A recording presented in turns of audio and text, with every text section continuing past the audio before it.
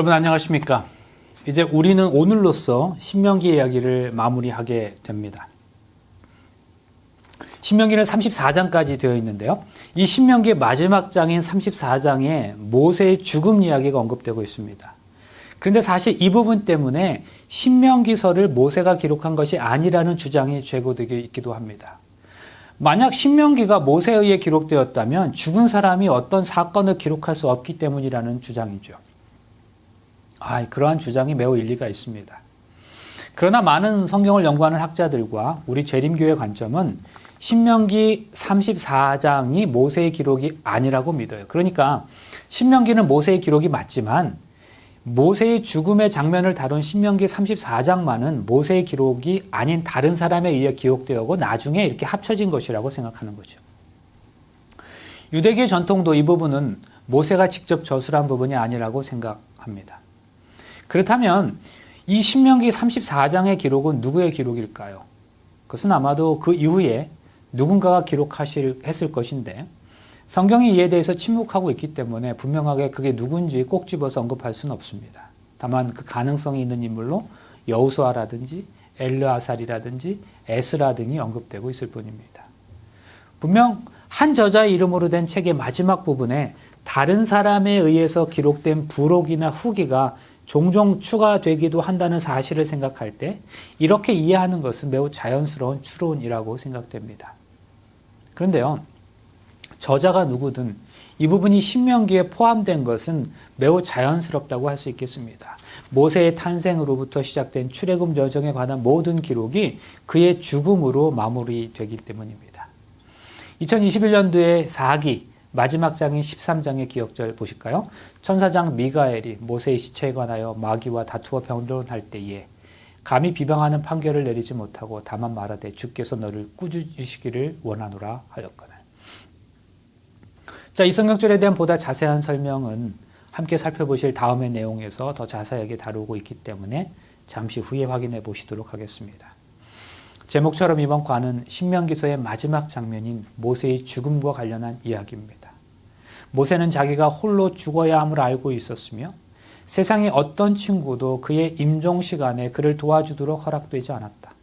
그의 앞에 놓인 장면은 신비하고 장엄하였으며 그 장면은 그의 마음을 위축시켰다. 가장 쓰라린 시련은 그가 보호하고 사랑하던 백성, 그의 관심과 생명이 그처럼 오랫동안 연합되었던 그 백성에게서 떠나는 일이었다. 그러나 모세는 하나님을 신뢰하는 법을 배웠으므로 의심 없이 믿음으로 자기 자신과 그의 백성을 하나님의 사랑과 자비에 의탁하였다. 그런데 여러분, 이번 과의 이야기는 모세의 죽음 이야기가 주된 내용이 아니에요. 그 죽음은 부활로까지 이어지고 곧 우리 모두의 부활 이야기로도 확대되고 있습니다. 그러므로 이번 과를 통해서 우리는 죄 많은 우리들이 구원받고 부활할 수 있는 이유는 십자가의 은혜 때문임을 깨닫게 될 거예요. 그리고 우리는 세상의 모든 어려움 가운데서도 부활의 소망을 인해 기뻐할 수 있음에 감사하게 될 겁니다. 그런 후에 우리는 예수 그리스도를 믿는 모든 자들에게 약속된 부활의 기쁜 소식을 세상에 전하며 살아가야 할 겁니다. 에릭 에릭슨이라고 하는 사람이 인간 발달 8단계를 이야기했어요. 인간이 출생하면 크게 8번의 단계를 거쳐서 살아간다는 이야기예요. 그러면 인간이 출생하면 가장 먼저 유아기를 거치지 않겠어요? 그리고 가장 마지막에는 노년기라고 했는데요. 에릭 에릭슨은 그 죽음 직전의 인생인 그 노년기에는 아주 특별한 능력이 나타난다고 이야기합니다. 보통 노년기에는 통합 능력이 발달한다는 거예요. 그래서 70대에서 90대에 이르는 연로한 학자들은 평생 동안 자신들의 학문을 집대성하고 하나로 통합하여 거대한 문학 작품을 이루어내는 경우가 많다고 합니다. 톨스토이의 참회록 같은 그런 책들이 그런 경우일 겁니다. 여러분, 그 신동이라는 말이 있지 않습니까? 신동이 뭡니까? 한마디로 천재잖아요. 수학 신동, 음악 신동, 탁구 신동, 피아노 신동, 이런 해당 분야에서 천재적인 기질을 발휘하는 어린아이를 신동이라고 말합니다. 그런데 그렇게 다양한 신동 중에 문학 신동을 들어보신 적이 있습니까? 아마 없으실 거예요. 왜 그럴까요? 문학 분야에서는 신동이 탄생할 수 없기 때문입니다. 문학은 자기 일생을 다 경험해 본 사람만이 그것을 글로 녹여낼 때 비로소 사람의 마음을 울리는 글을 만들어낼 수 있기 때문이죠. 해밍웨이의 유명한 소설들처럼 말입니다. 겨우 8살짜리가 내가 내 인생을 다 살아보니 인생의 참맛이 무엇인지 알게 되었다고 말하는 것 정말 우스운 일이겠지 않겠습니까? 젊었을 때는 상상도 할 수 없었던 놀라운 학문의 깊이가 비로소 노년의 시기에 드러나는 법입니다. 그래서 우리가 너무나 잘 알고 있는 시편 23편은 목자의 시로 알려져 있잖아요. 여호와는 나의 목자시니. 우리는 이 시를 다윗이 기록한 것으로 이해합니다. 그러면 여러분, 이 시를 다윗이 언제쯤에 기록했을까요? 많은 학자들은요, 이 시의 별명이 분명 목자의 시이긴 하지만 이 시는 다윗 자신이 진짜 목자였던 10대 초반에 기록한 시가 아니라 다윗 자신의 인생을 다 살아본 후에 자기 인생을 돌아보면서 백발이 성성해서 기록한 시일 것으로 생각하는데 의견을 같이 합니다. 마치 자신이 목자였을 때에 양들을 주의 깊게 돌보았던 것처럼 자신이 믿는 하나님이 마치 목자처럼 자신의 인생 구비구비마다 인도하셨음을 고백했던 거지요. 그렇습니다. 글의 깊이는 인생의 노년에서 더해지는 법이에요. 노년이 되어서야 자신의 인생에서 풀리지 않았던 수수께끼 같았던 퍼즐들이 다 풀리게 되는 겁니다. 노년이 되어서야 안다면서 복 목사는 그걸 어떻게 알아? 하실 수도 있겠는데요. 제가 한 말이 아니라 에릭슨의 한 말이라고요. 인생을 다 살아본 후에 과거의 경험을 돌아보면서 그때 왜 내가 내 인생에 문제가 있었는지, 내 결혼 생활이 왜 어려움이 있었는지 노년이 되어서야 그 문제들이 풀리는 경험을 하게 된다는 거지요. 그게 삶의 지혜입니다. 여러분, 그래서 우리에게 어른이 필요한 겁니다. 인생을 살아오면서 젊은 시절에는 풀리지 않았던 삶의 문제들을 통합적으로 바라보면서 그 문제의 원인과 해결책을 짚어주는 인생과 믿음의 어른들이 우리에게 필요한 거죠. 그런데 모세가 이 신명기를 쓰던 시기가 바로 자신의 인생의 끝의 시기였다는 거예요. 에릭 에릭슨이 말한 정확한 70대, 80대는 아니었지만 인생의 임종을 앞에 둔 그의 인생의 마지막 시기에 모세는 신명기를 통해서 설교하는 겁니다. 모세오경 중에서도 신명기는 앞에 4권의 책, 즉 창세기, 출애굽기, 레위기, 민수기와는 그 관점과 시각이 완전히 다릅니다. 모든 것이 통합되고 완성이 되는 거예요. 그리고 하나님의 마음이 완전히 묻어져 나옵니다. 신명기는 마치 모세가 하나님 마음속에 들어갔다 나온 것처럼 보일 정도예요. 그래서 이 신명기가 힘 있는 거예요. 여러분, 오늘이 신명기에서 마지막 시간이잖아요. 그래서 사실 저 개인적으로도 오늘이 신명기의 마지막 시간이기 때문에 마지막으로 정리하고 싶은 내용도 많고요. 또 우리 교과에서는 다루지 않았기 때문에 제가 개인적으로 드리고 싶은 말씀도 많이 있습니다. 그래서 이번 주 교과 해설에서 이번 주 교과에 포함된 내용 이외에도 신명기의 반복과 강조가 함께 나타나더라도 좀 이해해 주시기를 부탁드립니다. 신명기서의 영어 이름은 듀테로노미입니다. 그런데 이 말에서 듀테로는 두 번째라는 의미를 가지고 있고 노미는 계명, 노모스라는 뜻이에요. 그러니까 두 번째 율법을 다시 강조하는 내용이 신명기입니다. 율법을 다시 반복한다는 얘기죠. 자, 그러면 여러분, 신명기의 한자 표현은 어떻게 될까요? 1번부터 3번 중에서 어느 것이 맞는 표현일까요? 정답은 2번입니다. 성경을 처음에 기록하고 정리할 때에 특별히 번역할 때 이 성경을 다 읽고 이해하지 않았을까요? 이 학자들이. 그리고 이 책에 제목을 붙일 때 뭐라고 붙여야 할지 그 학자들이 고민하지 않았을까요? 되풀이할 신신당부한다는 말 있잖아요. 여기서 말하는 신자가 신명기의 그 신자입니다. 신신당부신. 그래서 신명기는 새로운 시대의 이스라엘 백성들에게 하나님께서 신신당부해서 말씀하시는 율법이라는 의미예요. 왜요? 1세대는 실패를 했기 때문에 그러니 너희 2세대는 제발 실패하지 말라는 거예요. 출애굽 1세대는 하나님의 기적을 눈으로 목격했어요. 그런데 그들은 하나님을 믿지 않았어요. 그러나 비교적 하나님을 직접적으로 경험하지 못한 그 출애굽 2세대들에게는 너희들은 어떤 일이 있어도 부모 세대의 실패를 반복하지 말고 내 말을 잘 들어라고 말씀하시는 게 바로 이 신명기입니다. 하나님 마음이에요.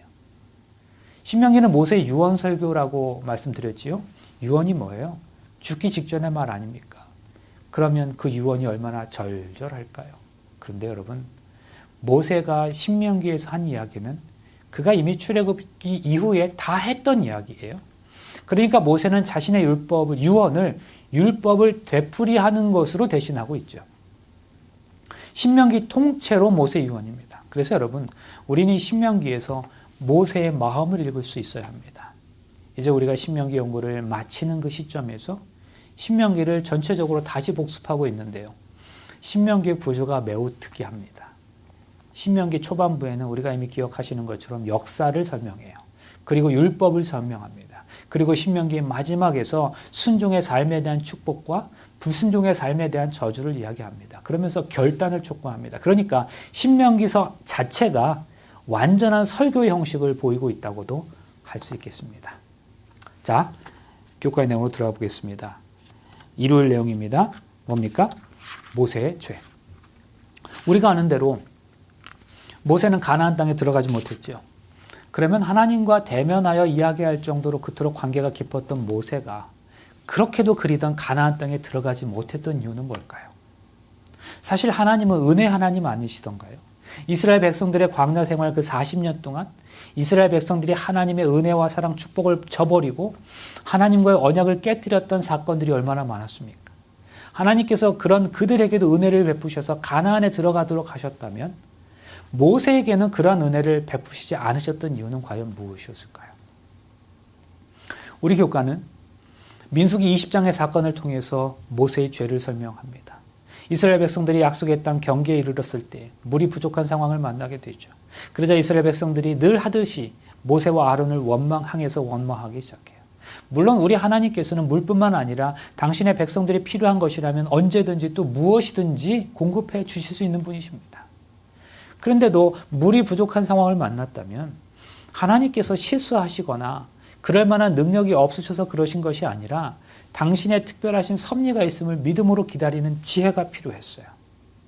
그렇죠? 그리고 또한 사실 그것은 오히려 감사할 일이었습니다. 왜 그럴까요? 와이프는 이 장면을 이렇게 묘사하고 있습니다. 이제 그들은 가나안 땅으로 가는 직통로인 물이 풍족하고 비옥한 나라를 통과하려 하였다. 하나님께서는 그들이 방해를 받지 않고 에돔을 통과할 수 있으며 또한 대군의 수요에 풍족한 음식과 물을 살 수 있는 기회를 약속하셨다. 그런 거로 기적적으로 물이 쏟아나는 일이 중지된 것은 광야의 유랑 생활이 끝났다는 징조로서 오히려 기뻐해야만 하였다. 그들이 불신으로 눈멀지 않았더라면 그들은 이 일을 깨달았을 것이다. 그러나 하나님의 언약의 성취의 증거가 되었을 바로 그것이 의심과 불평의 원인이 되었다. 오히려 그것은 기뻐할 일이었다고요. 그들의 유랑 생활이 거의 끝나가고 있음을 의미하는 것이었기 때문이죠. 그러니 그것이 감사할 일이었죠. 그러나 이스라엘 백성들은 그러지 못했고 또 그렇게 함으로 자신들의 믿음 없음을 드러냈다고 하는 겁니다. 그런데 사실 모세도 그랬대요. 모세가 하나님 말씀을 따라서 물이 나오게 하는 과정에서 이렇게 반응합니다. 반역한 너희여 들으라. 우리가 너희를 위하여 이 반석에서 물을 내려. 이렇게. 이 표현에 대한 우리 교과의 설명을 확인해 보시겠습니다. 문제는 모세가 보인 분노 자체에 있지 않았다. 비록 그의 분노는 옳지 않은 행동이긴 했지만 이해할 수는 있는 것이었다. 그러나 문제는 그가 우리가 너희를 위하여 이 반석에서 물을 내랴라고 말하므로 마치 그 또는 다른 인간이 반석에서부터 물을 낼 수 있는 것처럼 이야기한 것이었다. 그 순간 모세는 그의 분노로 인해서 오직 하나님의 능력만이 그와 같은 기적을 일으킬 수 있음을 잊은 듯 했다. 다른 누구보다 물이 어떻게 공급되는지 잘 알고 있었을 텐데 말이다. 네, 모세는 분노로 인해 오직 하나님만이 하실 수 있는 일을 마치 자신이 백성들을 위해 할 수 있는 것처럼 이야기하는 실수를 저질렀던 거죠. 모세의 첫 번째 잘못은 분노였어요. 모세는 분노한 감정으로 말했고 그의 말은 하나님께서 모욕을 당하셨기 때문에 거룩한 의분이라기보다는 오히려 인간의 격정의 표출이었다. 그는 패역한 너희여 들으라라고 말했다. 이 비난은 잘못이 아닌 사실이었으나 사실일지라도 분노하거나 조급하게 말하지 말아야 했다. 자, 그 다음에 그는 이스라엘 백성들 앞에서 하나님의 거룩함을 나타내지 못했다. 다시 말해 만일 모세가 백성들이 반역을 일으키는 가운데서도 하나님을 향한 믿음과 신뢰를 보이는 올바른 선택을 했다면 그는 사람들 앞에서 하나님께 영광을 돌릴 뿐만 아니라 그들에게 참된 믿음과 순종이 무엇인지를 보여줄 수 있을 것이었다. 그래서요, 그의 두 번째 죄는 모세가 그 물을 내고 공급하시는 분이 누구인지에 대해서 망각하고 있었다는 사실이었습니다. 제가 좋아하는 맥스 루케이드라고 하는 목사님의 나는 작아지고 하나님은 커진다라는 책에 기록된 내용이 오늘의 주제와 비슷한 매우 인상적인 내용이 있어서 소개해드립니다. 미술관에서 가이드 역할을 하는 일은 이렇게 한 문장으로 요약될 수 있을 겁니다. 가이드는 사람들을 그림 앞으로 인솔해서 그들의 질문에 답하거나 작품을 소개한 뒤에 그림 옆으로 물러나서 사람들로 하여금 그 그림을 감상하도록 하는 사람이죠. 그런데 어느 가이드 이야기입니다. 처음에 그는 자신의 역할을 매우 잘 수행했어요. 관람객들은 명작 앞으로 안내해서 화가 이름을 알려준 뒤에 저만치 비켜섰습니다. 모네의 그림입니다. 사람들은 감탄을 연발하며 한두 가지 질문을 던지곤 했습니다. 가이드는 다음 명작으로 인솔해서 같은 말을 반복했습니다. 렘브란트의 그림입니다. 이번에도 그는 슬며시 물러섰고 사람들은 다가서서 그 귀한 작품을 감상했습니다. 간단하고 즐거운 일이었죠. 그런데 그는 그 일에 대해 자부심이 대단했어요. 하지만 그럴수록 자신의 마음에 이상한 자부심이 생기기 시작했습니다. 얼마 안 있어서 자신의 역할을 잊어가고 있었던 거죠. 그는 사람들이 자신을 보러 오는 줄로 착각하기 시작했어요. 그는 사람들에게 작품을 소개한 뒤에 뒤로 물러서야 하는데 어느 때부터인가 작품 곁에 그냥 서 있기 시작했습니다. 일행이 감탄을 연발하면서 또 그렇게 하면 그는 가슴을 내밀고 얼굴을 붉히면서 마음에 드신다니 다행입니다. 이렇게 대답했고요. 이따금 감사합니다. 이런 말까지 하기도 했습니다. 남의 작품에 대신 공로를 취한 것이죠. 그런데 이 젊은 가이드는 만족할 수 없었는지 이제 그림 쪽으로 조금씩 더 바짝 다가가기 시작했습니다. 처음에 액자 위로 팔을 뻗더니 나중에 자기 몸으로 작품을 완전히 덮어버렸습니다. 그때 그의 상관이 뭐라고 말하겠습니까? 이봐요. 정신 차리셔요. 지금 이 일에서 중요한 건 당신이 전혀 아닙니다. 박물관의 명작들을 가리지 마시오. 여러분, 화랑의 가이드들은 명작에 대해 박수받을 자격이 없어요. 전혀 없죠. 복음을 부탁받은 우리도 감히 박수를 구하지 않는 게 맞습니다. 우리는 박수에서 비켜남이 매우 마땅해요. 우리의 메시지에서 중요한 분은 바로 따로 계시기 때문입니다. 모세와 아론은 하나님께만 속한 권세를 자기들이 취했다. 그때는 하나님께서 개입하실 필요가 있는 가장 엄숙한 기회였다. 이스라엘의 지도자들은 이 기회에 백성들이 하나님께 대한 경외심을 갖도록 그들을 감명시키고 하나님의 능력과 선하심에 대한 저들의 믿음을 굳게 해주어야 하였다. 그들이 분노하여 우리가 너희를 위하여 이 반석에서 물을 내려고 부르짖었을 때에 마치 그들은 그 능력이 인간의 약점과 정욕을 소유한 자신들에게 놓여 있는 것처럼 그들 자신을 하나님의 자리에 두었던 것이다. 자, 월요일입니다. 모세의 죄, 두 번째 죄. 계속해서 교과는 이 사건에서 나타난 모세의 범죄의 모습을 이야기합니다. 민수기 20장의 내용을 자세히 읽어보시면 분명 하나님께서는 모세에게 다음과 같이 말씀하셨어요. 지팡이를 가지고 내 형 아론과 함께 회중을 모으고 그들의 목전에서 너희는 반석에게 명령하여 물을 내라. 내가 그 반석이 물을 내게 하여 회중과 그들의 짐승에게 마시게 할지니라. 보세요. 잘 보세요. 반석에게 명령하여.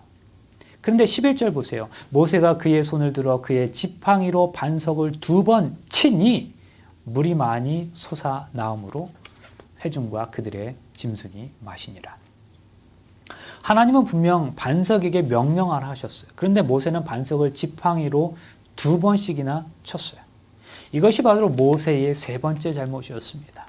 하나님께서 모세와 아론에게 다음과 같은 선언을 하시죠. 여호와께서 모세와 아론에게 이르시되 너희가 나를 믿지 아니하고 이스라엘 자손의 목전에서 내 거룩함을 나타내지 아니한 고로 너희는 이 회중을 내가 그들에게 준 땅으로 인도하여 드리지 못하리라 하시니라.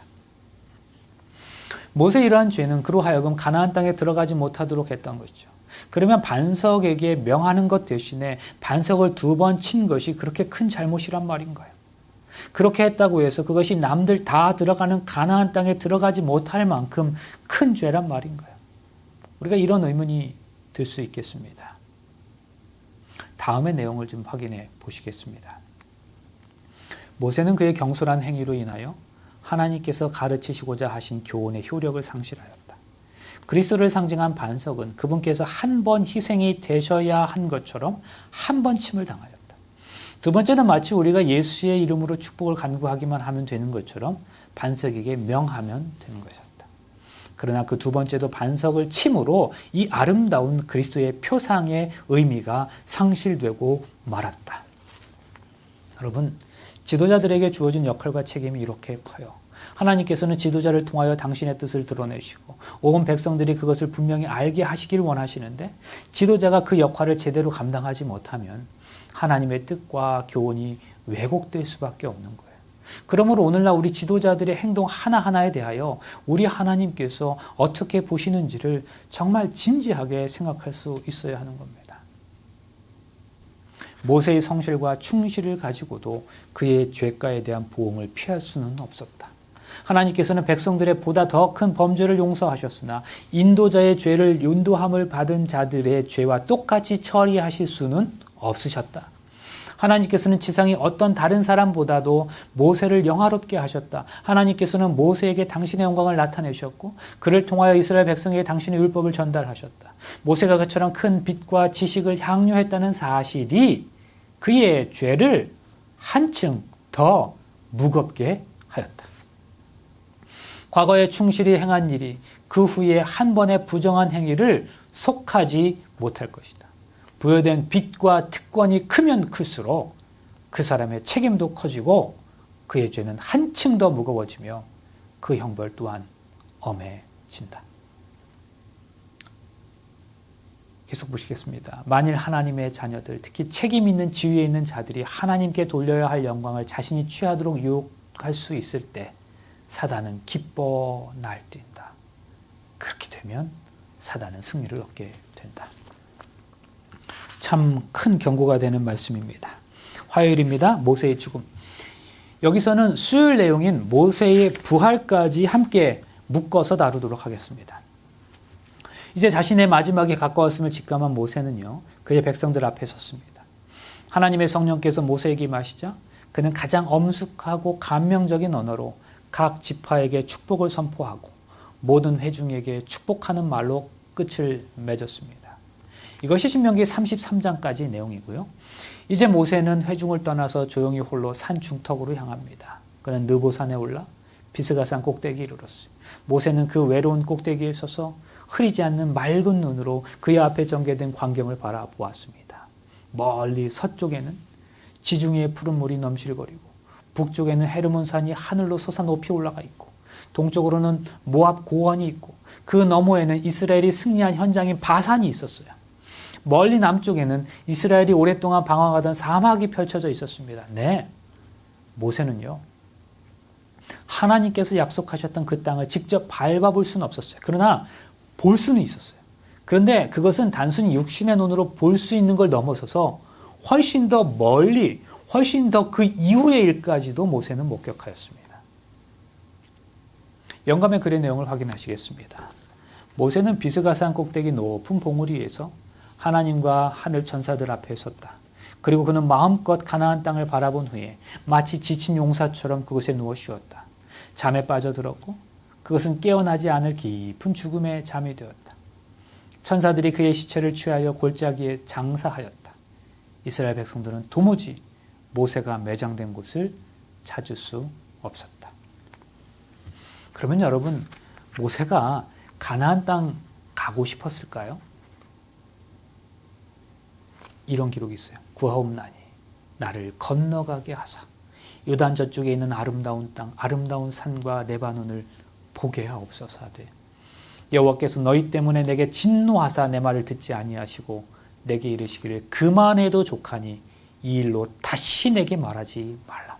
네, 모세는 정말 가고 싶었어요. 요단 건너를, 가나안 땅. 그래서 간절히 기도했대요. 그런데 하나님은 그 모세의 기도를 거절하셨답니다. 그리고 그는 그 땅을 바라보게만 하시고 그 자리에서 숨을 거두게 하셨어요. 하지만 모세의 죽음은 그의 얘기의 끝이 아니지요. 이번 과의 기억절은 바로 이 장면을 묘사합니다. 천사장 미가엘이 모세의 시체에 관하여 마귀와 다투어 변론할 때에 감히 비방하는 판결을 내리지 못하고 다만 말하되 주께서 너를 꾸짖으시기를 원하노라 하였거늘. 조금 길지만 우리 교과의 설명을 좀 확인해 보시겠습니다. 비록 짧게 설명되었지만 이곳에는 놀라운 장면이 기록되어 있다. 그리스도이신 미가엘이 모세의 시체에 관하여 마귀와 다투어 변론하셨다. 모세가 죄인이었다는 사실에는 의심의 여지가 없다. 사실 하나님께 속한 영광을 자신이 취하려고 했던 장면에서 드러난 모세의 마지막 죄는 가장 높은 구름에 올라가 지극히 높은 자와 같이 되리라고 한 그 루시퍼를 하늘에서 쫓겨나게 한 그 죄와 같은 것이었다. 와, 놀랍죠? 모세의 시체를 두고 벌어진 다툼은 그리스도께서 모세를 위해 약속된 부활을 주장하신 것에서 비롯되었을 것이다. 그러나 그리스도께서 어떻게 그분의 법을 어긴 죄인 모세를 위해 그렇게 하실 수 있으셨는가? 그에 대한 답은 오직 십자가뿐이다. 동물의 희생이 그리스도의 죽음을 상징했던 것처럼 십자가의 죽음을 내다보신 예수님께서는 모세를 부활시켜야 한다고 주장하셨다. 여러분, 모세는 그 땅 가나안에 정말로 가고 싶었어요. 그러나 하나님은 그의 기도를 들어주시지 않으셨습니다. 그리고 가나안 땅을 바라보며 죽도록 하셨어요. 그러나 그의 죽음은 그냥 죽음으로 끝나지 않게 하시고 그를 부활시키셨습니다. 그 다음에 어떻게 되었을까요? 우리는 모세의 그 다음 이야기를 신약성경에서 발견하게 됩니다. 어디요? 바로 변화산에서였습니다. 엿새에 의해 예수께서 베드로와 야고보와 요한을 데리고 따로 높은 산에 올라가셨더니 그들 앞에서 변형되사 그 옷이 광채가 나며 세상에서 빨래하는 자가 그렇게 희게 할 수 없을 만큼 매우 휘어졌더라. 이에 엘리야가 모세와 함께 그들에게 나타나 예수와 더불어 말하거늘. 여러분, 모세를 부활시키신 우리 주님께서는 그를 하늘로 데려가셨어요. 그렇다면 여러분, 우린 이렇게 생각할 수 있지 않을까요? 모세는 가나안을 가길 희망했지만 하나님은 그를 하늘나라로 데리고 가신 것이었습니다. 모세의 요구보다 더 큰 것에 응답하신 것이었습니다. 모세는 승천한 엘리야와 함께 변화산에 나타났다. 그들은 아버지께서 당신의 아들들에게 보내는 빛과 영광의 전달자로서 보내신 바 되었다. 그래야 여러 세기 전에 드린 모세의 기도는 마침내 성취되었다. 모세는 그의 백성의 기업에 포함되어 있는 아름다운 산에 서서 이스라엘의 모든 약속들이 집중되어 있는 그리스도를 증거하였다. 이것이 바로 하늘에서 크게 존경을 받는 그 사람의 역사 속에서 인간의 안목에 나타난 마지막 장면이었다. 목요일, 우리 모두의 부활입니다. 모세의 죽음은 어떤 의미에서 그것이 형벌이 아니었어요. 왜냐하면 그는 죽음을 맛보았지만 부활하여 하늘로 데려감을 받았기 때문입니다. 그런데 모세의 죽음과 부활이 우리에게 주는 매우 특별한 의미가 있죠. 그것은 모세가 죽은 자의 부활에 관한 신뢰로서 성경에 나타난 첫 번째 인물이었다는 사실입니다.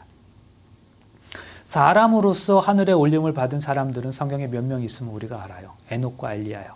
그러나 그들은 죽음을 경험하지 않은 채로 하늘로 데려감을 받았습니다. 그러나 모세는 달라요. 모세는 분명 죽었다가 영원한 생명으로 부활한 첫 번째 사람이었습니다. 그렇다면 여러분, 이것은 이 세상을 살아가는 우리뿐만 아니라 그리스도를 믿다가 이미 주 안에서 잠든 모든 그리스도인들에게 대단히 특별한 보증이 되고 있는 겁니다. 무엇일까요? 네, 바로 부활의 소망입니다. 모세의 부활은 모든 믿는 자들의 부활에 대한 보증이 되고 있는 거죠. 물론 그 보증은 그리스도 안에서 가능한 것입니다. 그리스도의 부활이 우리의 부활을 보증합니다. 그런데 실제적으로 모세의 부활은 신앙 안에서 잠든 모든 사람들의 부활을 보증하고 있다는 사실입니다.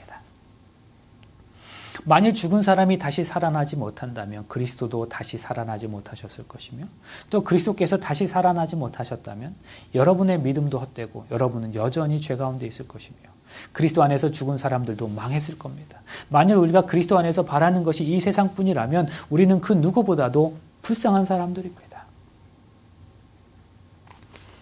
여러분, 일반적으로 사람들이 가장 무서워하는 게 뭘까요? 그건 죽음입니다. 우리는 왜 전쟁을 무서워합니까? 그 전쟁을 통해서 많은 사람들이 목숨을 잃기 때문입니다. 왜 우리는 암이라는 질병을 무서워합니까? 그것이 난치의 병이기 때문이죠. 그러면 감기는 어떠합니까? 여러분, 우리가 감기를 무서워합니까? 가능한 걸리지 않으면 좋겠지만 암이나 코로나처럼 무서워하는 건 아니에요. 그것이 사람을 죽음에 이르게 할 정도로 직접적으로 치명적인 질병은 아니기 때문입니다. 인간의 모든 공포와 두려움의 기본은 죽음이에요. 사실 죽음이 없으면 아무것도 아니에요. 가난은 두려운 게 아니에요. 그것은 시간 문제죠. 그것은 열심히 일해서 해결하기만 하면 되는 거죠. 그러나 죽음은 그렇지 않습니다. 그것은 시간이 지나면 해결되는 게 아니에요. 우리 모두는 다 죽습니다. 죽으면 모든 것이 다 끝입니다. 하지만 예수의 부활은 우리에게 새로운 희망을 줍니다. 예수께서 다시 사셨기 때문에 우리도 다시 살 수 있음을 확신할 수 있습니다. 우리에게는 이제 생명에 대한 소망이 있는 거죠. 삶의 질고를 넘어서 희망을 이야기할 수 있는 거죠. 그러므로 가장 부정적인 순간에 약속을 이루시는 그 하나님을 신뢰할 수 있는 것입니다. 마지막 순간에도 죽음의 공포를 초월하는 평화를 가질 수가 있습니다. 그리고 결코 우리의 삶이 죽음 앞에서 허무로 끝나지 않는다는 사실 앞에서 오늘을 우리는 더 의미 있게 그것을 의미를 추구하며 살아가는 삶을 살아갈 수 있게 되는 것입니다. 그러므로 내 사랑하는 형제들아 견고하며 흔들리지 말며 항상 주의 일에 더 힘쓰는 자들이 되라. 이는 너희 수고가 주 안에서 헛되지 아니는 줄을 알미니라. 여러분, 이것으로 모든 교과의 내용을 다 마쳤습니다. 그래서 이 즈음에서 이번 교과의 해설을 마쳐도 됩니다. 그런데 마지막으로 잠시 함께 생각해 보기를 원하는 내용이 있습니다. 여러분, 모세의 인도함을 받은 이스라엘 백성들이 출애굽해서 마침내 도착해야 할 그 가나안 땅, 그 가나안의 이야기는 단순히 그 출애굽 사건보다 훨씬 더 이전부터 시작되었다는 사실을 알고 계십니까? 요셉이 시기하는 형들에 의해서 애굽에 팔려가고 흉년의 때 여러 우여곡절 끝에 아버지 야곱을 포함하여 모든 가족이 애굽으로 이주해 오게 됩니다. 그런데 이제 고향 땅으로 요셉의 형제들이 돌아가서 아버지를 모시고 애굽으로 돌아오던 날, 요셉이 애굽으로 돌아오는 아버지를 그 고센이라는 곳에서 맞이해요. 그러면서 아버지에게 바로를 만났을 때 스스로를 목축하는 자들이라고 소개하라고 귀뜸해 줍니다. 그러면 애굽 사람들은 목축업 자체를 대단히 가증히 여기기 때문에 자신들의 거주지와는 멀리 떨어진 고센 땅에 살게 할 것이라는 것이었죠. 바로가 당신들을 불러서 너의 직업이 무엇이냐 묻거든 당신들은 이르기를 주의 종들은 어렸을 때부터 지금까지 목축하는 자들이온데 우리와 우리 선조가 다 그러하니이다 하소서. 애굽 사람들은 다 목축을 가증히 여기나니 당신들이 고센 땅에 살게 되리이다. 자, 여러분, 왜 그랬을까요? 사실 요셉에게는 우리가 목축하는 자들이라고 말해야 하는 분명한 의도가 있었습니다. 애굽 사람들이 천시하는 그 천시를 그대로 당해야 하는 이유가 있었어요. 그 이유가 무엇이었을까요? 이스라엘 백성들은요, 애굽에서 영원히 정착할 민족이 아니라는 거죠. 자신들을 그 떠나야 될 존재들이었다는 거죠. 천시당하면서도 살아야 하는 민족이라는 거죠. 이 땅 그 애굽에서 뿌리를 두고 동화되어 살다가 그렇게 죽을 민족이 아니라는 거죠. 애굽은 그들에게 있어서 잠시 머물다가 떠날 장소였습니다. 그 이상도 그 이하도 아니에요. 이 모든 것을 디자인했던 것이 요셉의 마인드였어요. 요셉이 그 가족들에게 이렇게 말하고 있는 겁니다. 우리는 여기서 영원히 살 사람들 아니에요. 지금 여기 우리 잠시 머무르다가 우리 약속의 땅 가나안으로 다시 돌아가야 할 존재들입니다. 그리고 애굽 사람은 다 목축을 가증히 여겼으므로 저들이 애굽에서 직업 때문에 당할 수밖에 없는 그 반감은 그들을 독특하고 구별된 백성으로 남아있게 해서 애굽의 우상 숭배에 참여하지 않도록 해줄 것이었다고 부자선장 기록하고 있습니다. 그러나 요셉이 그렇게 고센 땅을 지명했던 것은 역시 그러한 이유 때문만도 아니에요. 그보다 더 중요한 한 가지 사실이 있었어요. 그것은 고센 땅은 가나안과 비교적 가까운 거리에 있었기 때문에 비상시에는 언제든지 쉽게 떠날 수가 있었습니다. 요셉은 그들이 언젠가 떠나야 할 때가 이를 것을 분명히 깨닫고 자신의 백성의 운명에 대한 통찰력을 드러낸 거죠. 이러한 나그네 의식이 그들에게 있었어요. 요셉에게 특별히. 그렇게 살아가겠다고 결심도 중요하지만 그렇게 살아가기로 삶을 디자인하는 것이 훨씬 더 중요합니다. 여러분, 요셉은 상황이 그러해서 어쩔 수 없이 그렇게 산 것이 아니었어요. 그는 미래를 염두에 두고 그렇게 살기로 자신의 삶을, 자신의 인생을 디자인한 거죠. 애굽에 자신의 가족들이 올 때부터 처음부터 그렇게 자신의 삶, 자신의 민족의 운명을 그렇게 디자인했습니다. 어떻게 디자인했습니까? 우리는 목축업자라고 얘기하자. 그래서 우리는 차별대우 받자, 고산 땅에 따로 살자, 그리고 그렇게 불편하게 차별대우 받으며 살다가 언젠가는 반드시 고향으로 다시 돌아가자. 삶을 그렇게 디자인하니까 정말로 출애굽이 가능한 인생이 되었어요. 멋진 인생을 만들고 싶다면 그러한 가정을 디자인해야 하는 거죠.